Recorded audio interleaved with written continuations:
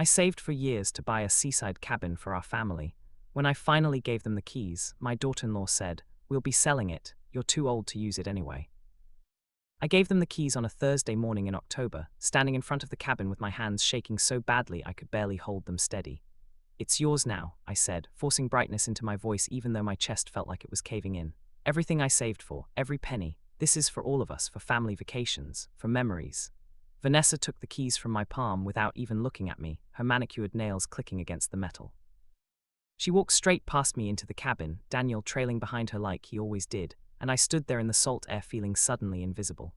I followed them inside, my arthritic knees protesting with each step up the porch, watching as Vanessa ran her finger along the windowsill and examined it for dust. "Vanessa," I ventured, "what do you think?" She turned then, phone already in her hand, and the look on her face made my stomach drop. "We'll be selling it," she said, casual as ordering coffee. "You're too old to use it anyway, Alina. It's just sitting here collecting dust and property taxes." The room tilted. I grabbed the back of the sofa to steady myself. "Sell it," my voice came out strangled. "I just gave it to you today, right now." She shrugged, already texting someone. "You gave it to us, that means it's ours now. We can do whatever we want with it." I looked at Daniel, my son, my boy who I raised alone after his father died, who I worked double shifts for, who I sacrificed everything for. Daniel, his eyes slid away from mine. "Mom, we talked about this. It's a lot of responsibility. The maintenance alone, you talked about this." The betrayal hit harder than Vanessa's words. "Before I even gave it to you, you were planning to sell it." Vanessa sighed like I was being difficult. "Look, Alina, you're being emotional. This is a business decision. The market's good right now. We could get probably 400,000 for this place, maybe more. That's retirement money for us, real security. I spent 30 years saving for this cabin," I said, and I hated how my voice shook. "I wore the same winter coat for 15 years. I never took vacations. I ate canned soup 4 nights a week. For this, for us." "That was your choice," Vanessa said, scrolling through her phone. "No one asked you to do that." Something cold settled in my chest then, something that pushed down the hurt and left only clarity. I'm a stubborn woman, always have been, and maybe that's a fault. My sister used to say I held grudges like other people held family photos. Once I decide something, I can't let it go, can't see other perspectives, just tunnel vision straight ahead. And right then, standing in that cabin I'd dreamed about for decades, watching my daughter-in-law casually destroy everything I'd built, my stubbornness crystallized into something sharp and purposeful. "Just wait," I said quietly. "Before you do anything, wait a few weeks, look around the place, get to know it." Vanessa smirked at me, that condescending curve of lips that made me want to slap her. "Why? Afraid we'll find something wrong with it and lower the price?" I met her eyes and I let her see something in mine that made her smirk falter.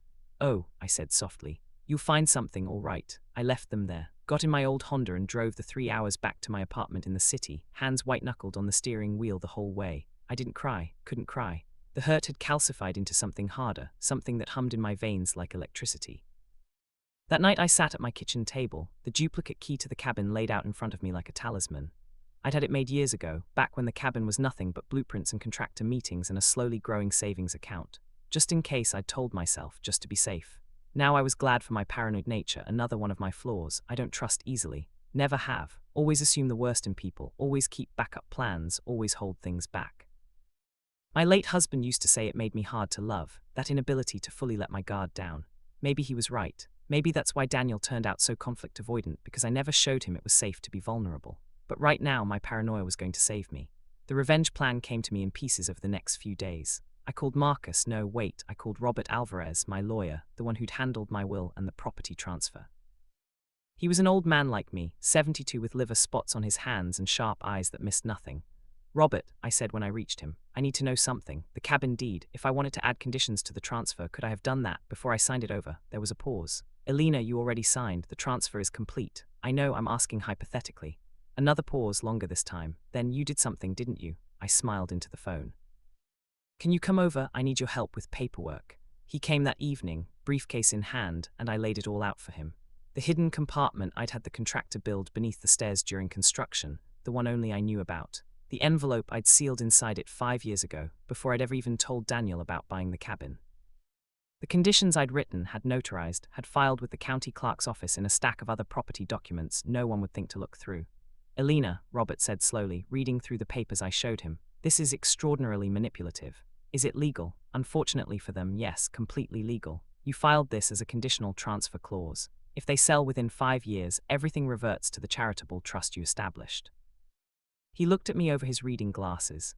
Your entire estate, your savings, your apartment, your investments, all of it goes to the Foundation for Elderly Abandonment Prevention. Poetic, isn't it? Robert's mouth twitched. Your son is going to hate you for this. My son, I said, and my voice went hard, stood there and said nothing while his wife told me I was too old to matter. So maybe I don't care if he hates me. That was my anger talking, my stubbornness, my inability to see nuance when I felt wronged. Deep down underneath the rage, I did care. I cared so much it was eating me alive, but I couldn't let myself feel that, couldn't let the hurt in or it would drown me, so I sharpened it into a weapon instead. The first week passed slowly.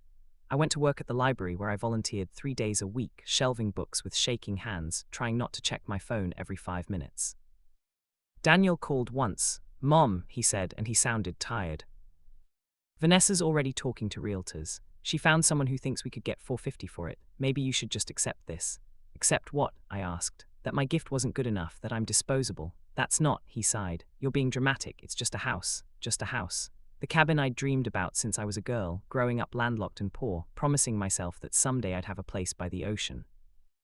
The cabin I'd poured every spare dollar into, every tax return, every overtime shift, just a house. Do what you want, Daniel, I said and hung up. My hands were shaking again, but this time with rage. That was my problem, always has been. I can't control my temper once it's lit. I blow up, say things I can't take back, burn bridges instead of mending them. A better person would have tried to talk to Daniel calmly, would have explained how much his betrayal hurt. But I'm not a better person. I'm stubborn and angry and proud, and I wanted him to hurt like I was hurting. The second week Vanessa called me. That surprised me. She'd never called me before, always made Daniel handle any communication. Elena, she said, voice tight, we need to talk about the cabin. Oh, I kept my voice neutral. What about it? There's a locked compartment under the stairs. Do you have a key for it? My heart started pounding, but I kept my breathing steady. A compartment? I don't know what you're talking about. Don't lie to me. There's obviously something under there. The wood sounds hollow. Did the previous owner leave something? Vanessa, I bought that land vacant and had the cabin built from scratch. There is no previous owner. Silence. Then, so you built a secret compartment. What's in it? I have no idea what you're talking about. Maybe the contractors left a gap in the foundation. Old cabins settle strangely. I could hear her breathing, sharp and frustrated. You're lying. Am I, or are you just paranoid? I shouldn't have said that. It was petty beneath me, my temper making me cruel when I should have stayed mysterious. But I couldn't help myself. She hung up without another word. Robert called me the next day. They've been to the county clerk's office, he said. Looking through property records. They haven't found it yet, but they will eventually. Are you prepared for the fallout? Yes, I said, but my hands were shaking again. Was I really ready to destroy my relationship with my son over this? My stubbornness said yes. My heart said I was making a terrible mistake. The third week I drove out to the coastal town where the cabin was, but I didn't go to the cabin itself. Instead I went to the small real estate office on Main Street, the one I knew Vanessa had contacted. Inside, a young woman with dark hair looked up from her computer. Can I help you? Are you Lena Torres? I'd looked up the realtor Vanessa mentioned online. Yes, that's me. I'm Alina Hart. I believe you've been speaking with my daughter-in-law about selling a cabin property. Lena's expression shifted, became more guarded. I can't discuss client business. I don't want you to. I just want to give you some information. That cabin is under conditional transfer agreement. If it's sold within 5 years of transfer, which was 3 weeks ago, the sale will be void and legal ownership reverts to a charitable trust. Any buyer would lose their investment. Lena stared at me. That's highly unusual. It's also completely legal. I have documentation if you'd like to see it. I just thought a reputable realtor would want to know before proceeding. I pulled out copies of the paperwork Robert had prepared and laid them on her desk. She read through them, her expression growing more incredulous by the second. This is legitimate. Call the county clerk's office. It's all on file. She looked up at me and there was something almost like admiration in her eyes. Mrs. Hart, this is the most elaborate property trap I've ever seen. Your daughter-in-law is going to lose her mind. Yes, I said, she is. I left feeling simultaneously triumphant and sick to my stomach. This was really happening. I was really doing this. My need for revenge, my stubborn refusal to forgive, my inability to just let it go, it was all snowballing into something bigger than I'd anticipated. A better person would have stopped, would have called Daniel and explained and tried to work it out. But I'd committed to this path and I couldn't turn back now. That's always been my problem. Once I start something, I have to finish it, even when I know I'm going too far. Days blended together. I couldn't sleep properly, kept waking up at 3 in the morning with my heart racing. I'd lie there in the dark and imagine the moment they found the envelope, the moment they opened it and read what I'd done. The imagined looks on their faces fueled me and horrified me in equal measure. On Thursday evening, exactly 4 weeks after I'd given them the keys, my phone rang. Unknown number, I answered. You sick old woman. Vanessa's voice was pure venom. What did you do? My heart hammered, but I kept my voice calm. What are you talking about? You know exactly what I'm talking about. We found your little compartment. We found the envelope. What kind of psychopath plans something like this? Did you read the documents? I asked quietly. Daniel's voice broke in, panicked. Mom, what is this? What did you do? They had me on speakerphone. I could hear both of them breathing, angry and scared. It's a conditional transfer clause, I said. Standard legal document. If the cabin is sold within 5 years of transfer, ownership of all my assets, the cabin, my savings, my apartment, everything transfers to a charitable trust for elderly abandonment prevention. You tricked us, Vanessa shrieked. You set a trap. No, I protected what I built. My voice was steady now, cold. I gave you a gift you decided to sell within hours of receiving it, a gift you decided wasn't good enough. Mom, this is insane, Daniel said. You can't do this to us. That's your life savings, that's your home. And you were going to take my gift and turn it into cash without a second thought. Tell me, Daniel, which one of us is really the problem here? There was silence. I could picture them in the cabin, standing in the living room I'd carefully furnished, surrounded by the dream I'd built for them. If you sell, I continued, my voice harder than I'd ever heard it, you walk away with nothing. Not the cabin, not a cent. You'll watch everything I own go to help other elderly people whose families decided they didn't matter.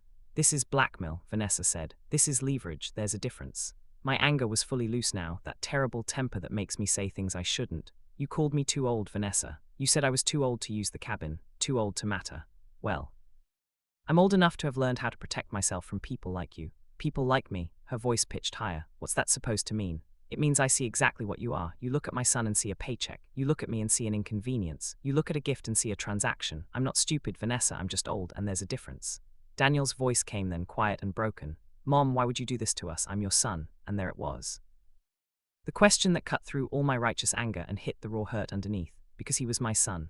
My boy. The baby I'd rocked at 3 a.m. when his father was dying in the hospital. The toddler I'd taught to read. The teenager I'd worked 2 jobs to send to college. My son, who I loved more than anything in this world. And he'd stood there silent while his wife dismissed me as too old to matter.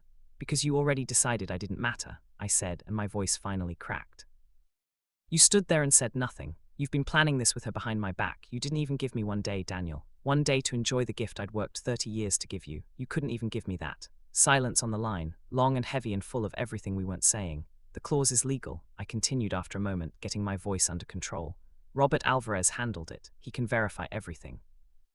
You can keep the cabin and live there and enjoy it, and in 5 years it's truly yours free and clear. Or you can sell it and lose everything. Your choice. You're doing this to control us, Vanessa said. I'm doing this to survive the people who were supposed to love me. I shot back. I hung up. My hands were shaking so badly I dropped the phone. It clattered onto my kitchen table and I stared at it, expecting it to ring again immediately. It didn't. The hours crawled past. Evening turned to night. I sat at my table in the dark, staring at nothing, the weight of what I'd done settling onto my shoulders like stones. I'd done it. I'd actually gone through with it. I'd set a trap for my own son and watched it snap shut. The revenge felt hollow now, tasted like ashes. That's the thing about my temper, my stubbornness, my inability to forgive. It gets me what I want in the moment, but it never makes me feel better. It just leaves me alone. Around midnight, my phone buzzed. A text from Daniel. We're staying. Vanessa's furious, but we're staying. I hope you're happy. I stared at the message. Happy I'd won, hadn't I? I'd forced them to keep the cabin, to honor my gift, to acknowledge that I mattered. So why did I feel like I'd lost something infinitely more valuable? I didn't respond. What could I say? Days turned into weeks. I went to work at the library, came home to my quiet apartment, ate my canned soup dinners alone. Daniel didn't call.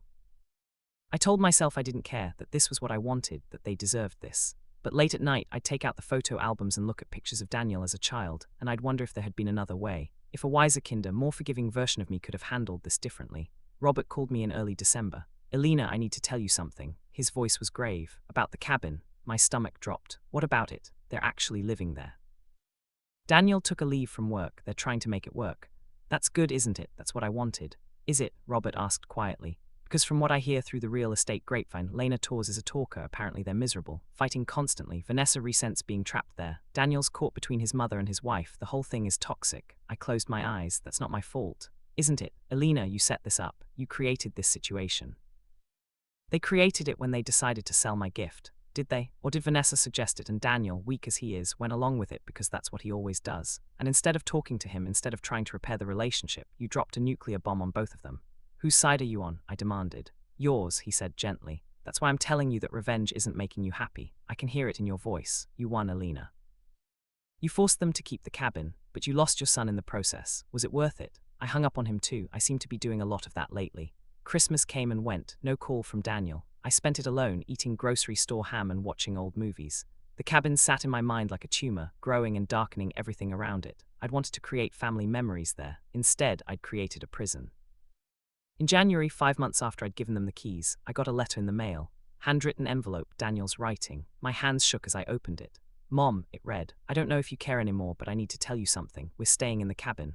Not because we have to, though that's part of it, but because you were right about one thing. It's beautiful here. I sit on the porch in the mornings and watch the sunrise over the ocean, and I understand why you wanted this. Why you sacrificed for it. I understand what I threw away when I agreed to sell it. Vanessa and I are in counseling. Turns out being forced to confront whether we care more about each other or about money is hard. Really hard. Most days I don't know if we're going to make it. But I'm trying to be less passive, less afraid of conflict. I'm trying to stand up for what matters. I'm learning that the hard way. I'm angry with you, Mom. What you did was manipulative and controlling, and it hurt. But I'm also angry with myself for giving you reason to do it. For not standing up for you when Vanessa said those things. For letting money matter more than your feelings. I don't know if we can fix this. Our relationship, I mean. Maybe you broke something that can't be repaired. But I want you to know that I'm living in your dream now, and I finally understand why it mattered so much. Maybe someday you'll come visit. We'll leave the door unlocked for you.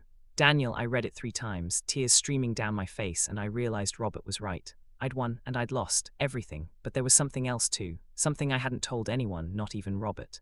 A second document, hidden deeper in the compartment that no one had found yet because they'd stopped looking after the first envelope.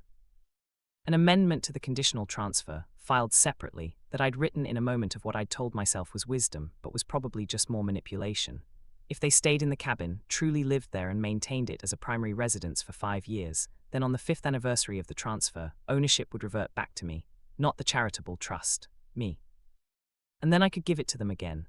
Really give it this time with no conditions, no traps, nothing but love. If they stayed, if they actually built a life there, if they proved that the gift mattered more than its monetary value, then in 5 years I could start over. We could start over. It was my insurance policy. My backup plan. My paranoid, manipulative, controlling way of keeping one last thread of connection to my son, because I couldn't let go. Because even in my anger, even in my hurt, even in my stubborn need for revenge, I couldn't actually cut him loose forever. That was my real flaw. Not my temper or my stubbornness or my inability to forgive. It was that under all of that, I loved my son so desperately that I'd manipulate and scheme and hurt him rather than risk losing him completely. I'd rather have him angry with me than not have him at all. I folded Daniel's letter carefully and put it in the drawer with all the important documents. Then I sat down and wrote him back. Dear Daniel, I got your letter. I'm glad you're staying. I'm glad you're trying. I'm sorry for what I did and I'm not sorry, and I don't know how to hold both of those truths at once. Yes, I was manipulative. Yes, I set a trap. Yes, I chose revenge over reconciliation. These are my flaws and I own them. But I also won't apologize for refusing to be discarded, for demanding that my sacrifices matter, for protecting the dream I built from people who saw it as nothing but a transaction. Maybe that makes me a bad person. Maybe it makes me human. Maybe there's no difference. You say you're learning to stand up for what matters. That's good. I hope you learn to do it better than I did. I hope you learn to fight without burning everything down around you. I hope you're better than me. The door might be unlocked, but I don't think I'm ready to walk through it yet. Too much hurt on both sides. Too much that can't be unsaid. But maybe someday, when 5 years have passed and we've both had time to heal, maybe then we can try again. Until then, watch the sunrise for me. Love, Mom. I sent it the next day. He didn't respond. Spring came. I kept working at the library, kept living my quiet life, kept waiting for a phone call that never came. Sometimes I'd drive out to the coastal town, park a mile from the cabin, and just sit there knowing they were close but not allowing myself to go closer. I was respecting boundaries, I told myself. Or maybe I was just a coward. Lena Torres saw me once, recognized me somehow, and came over to my car. Mrs. Hart, I nodded. She smiled, sad and knowing. They're doing better. Daniel and Vanessa. It's still hard, but they're actually making it work. He built a workshop in the back. She started a small business running vacation rental cleaning services for other properties. They're becoming part of the community. That's good, I said around the lump in my throat. It is, she agreed. What you did was pretty ruthless, you know, but also kind of brilliant. You forced them to slow down and actually think about what matters. I destroyed my relationship with my son. Did you? Or did you just wound it badly? Wounds can heal, Mrs. Hart, if you let them. She walked away and I sat there in my car watching the ocean in the distance and thinking about wounds and healing and whether 5 years would be enough time. The truth is, I still don't know if what I did was right or wrong. Some days I think I was justified, that they deserved it, that standing up for myself was necessary. Other days I think I let my worst impulses control me, that I could have handled it differently, that I chose revenge over love. Maybe both are true. Maybe that's what makes us human, the ability to be right and wrong simultaneously, to act from both love and hurt, to be wise and foolish in the same breath. My stubbornness got me here, backed into a corner of my own making, separated from my son by legal documents and pride and all the things I can never take back. But maybe, just maybe, that same stubbornness will get me through to the other side. 4 more years. In 4 more years, the cabin will legally revert to me unless I choose to sign it over permanently. 4 more years to heal, to change, to become someone capable of giving without conditions, someone capable of forgiving, someone my son might want in his life again. I keep the duplicate key on my nightstand. Some nights I hold it in my palm and remember the day I first walked into the empty lot and imagined building something beautiful there, something permanent, a legacy. I built the cabin, but I destroyed the family it was meant to hold. That's the real revenge, I suppose. The revenge I played on myself. The punishment for letting my flaws define me instead of my love. But I have 4 more years. 4 more years to figure out if Alina Hart, stubborn and proud and terrible at forgiveness, can learn to be better. 4 more years to see if the wounds can heal. 4 more years until I knock on that unlocked door and hope that someone answers. And in the meantime, I live with what I've done.